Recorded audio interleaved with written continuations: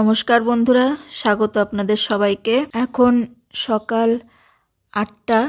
দেখুন চারিপাশটা কেমন কুয়াশাতে ভর্তি হয়ে আছে। ওই যে দেখাতে পারছি কিনা, ওইটা আজকের সূর্য।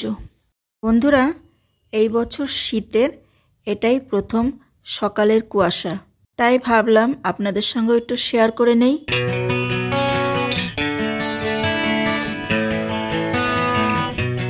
তো বন্ধুরা, এখন আমি চলে আসলাম আমার ছাদ বাগান থেকে কয়েকটা ছিম তুলে নিতে। বেশ অনেকগুলোই ছিম হয়েছে, খুঁজে খুঁজে একটু তুলতে হয়। ছিমগুলোর সাইজ ছোট, আর ছিমের পাতাও সবুজ, ছিমগুলোও সবুজ, ঝটপট করে পাওয়া যায় না। আর দেখুন, এখানে আমি একটা গাঁদা গাছের চারা বসিয়েছি। অনেকগুলো গাঁদা ফুল হয়েছে, আর যেগুলো শুকিয়ে গেছে সেগুলো আমি তুলে ফেলবো। তুলে আমি বীজ করে রেখে দেব। যে কোনো ক্যারেটে সেই বীজ ছড়িয়ে দিলে আবার ওখান থেকে অনেকগুলো চারা আমি তৈরি করে নিতে পারবো। পাশেই আছে মিষ্টি আলু শাকের গাছ। নিচে মিষ্টি আলু হয়, আর ওপর থেকে শাকটাও কিন্তু তুলে খাওয়া যায়। এটা আমার কামরাঙ্গা গাছের ক্যারেট। আমি এইভাবেই বাগান করি। যেহেতু ক্যারেটগুলো একটু সাইজে বড় হয়, তার মধ্যে 2-3 রকমের গাছ বসিয়ে দিই। সব রকমের গাছই মোটামুটি ভালোই হয়। আর যখন খাবার দেই তখন একদম ওই যে আমার ঘরের তৈরি জৈব লিকুইড সারগুলো দিয়ে দেই। খাবারের কোনো অসুবিধা হয় না।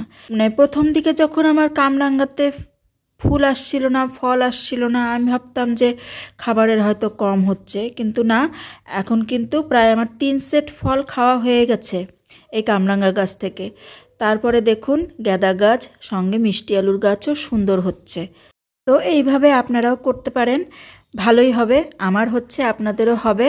এই দেখুন আমার কামরাঙ্গা গাছ পুরো ফল দেওয়া হয়ে গেছে, আমি একটু কাটিং করে দিয়েছি। আর দেখুন হাওয়া দিচ্ছে, এখনও কিন্তু অল্প অল্প কুয়াশা আছে। আর ওই যে সূর্যটা।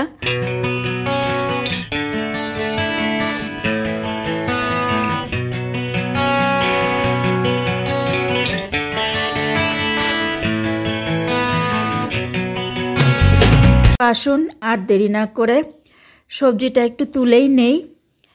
তাজা তাজা নিজের ছাদ বাগানের নিজের হাতে তৈরি জৈবভাবে করা এই যে ছিম, এর কিন্তু স্বাদ খুব ভালো।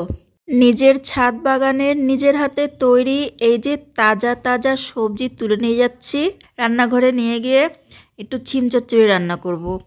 আলু মূলা কেটেই আসছি পাতলা পাতলা করে, আর এখন এই ছিম নিয়ে যাচ্ছি। যা ছিম আছে আমার এই গাছে, আজকের তরকারি আমার হয়েই যাবে।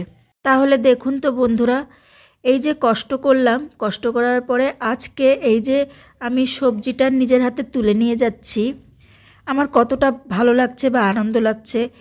এটা তো একদম বিষমুক্ত সবজি, তাই না? চলে আসলো আমার ছোট মেয়ে আমাকে হেল্প করে দিবে বলে। ও আমার সাথে সাথে কয়েকটা ছিম আমাকে তুলে দিচ্ছে। অনেক ছিম আছে, দেখলে বোঝা যাচ্ছে না, কেননা ছিমগুলো সাইজে ছোট ছোট, ছিমের রঙও সবুজ আর গাছের পাতাটাও সবুজ। খুঁজে খুঁজে গাছ নাড়াচাড়া করে ছিমগুলো খুঁজে খুঁজে মানে পেতে হচ্ছে। এখন আমরা দুজনে মিলে ছিম তুলে নেই, আর আমার বড় মেয়ে ভিডিও করে দিচ্ছে, আর আমার ছোট মেয়ে আমার সঙ্গে ছিম তুলছে। তো আমি চাই এই আনন্দটা বন্ধুরা আপনারাও পান। তো কেমন লাগলো আজকের ভিডিওটা? যদি ভালো লাগে কমেন্ট করে অবশ্যই জানাবেন, আর একটা লাইক করে দেবেন।